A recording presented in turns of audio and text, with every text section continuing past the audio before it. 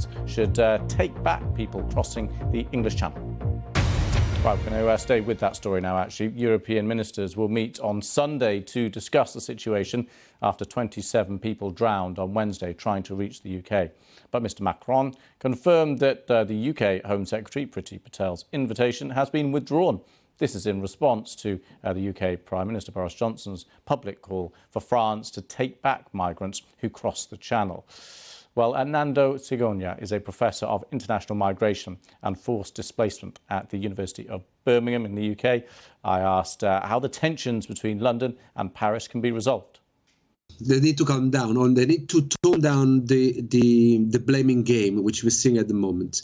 There are the two countries that have been already cooperating for a number of years on the issues of irregular crossings. We all remember that, you know, the stories around Calais, the jungle has been there for about 30 years now, so in various shape and form.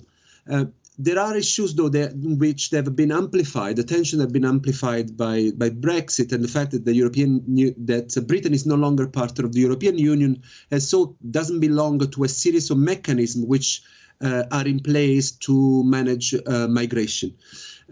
What we need to see, though, that within this tension, this conflict, ongoing conflict between the two countries, what is really important is to make sure that people have safe route to international protection.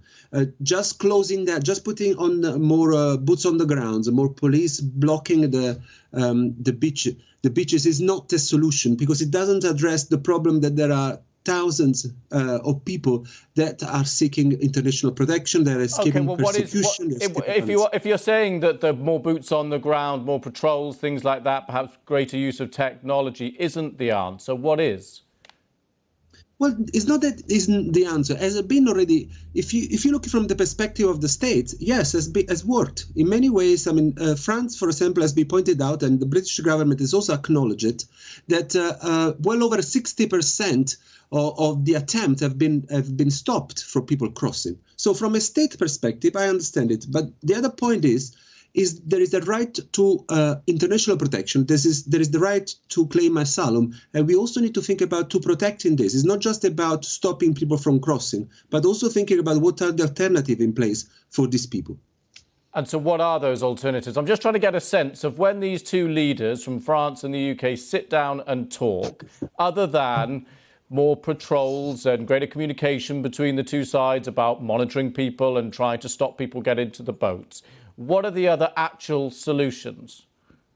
Well, the British government, in the legislation currently going through Parliament, is proposing the use of offshore asylum centres for processing cases. I mean, one of the proposals that has come from France, for example, is this of creating a centre for assessing asylum claims in France, managed by the British authorities, and then if people get positive decision, they can move to the UK.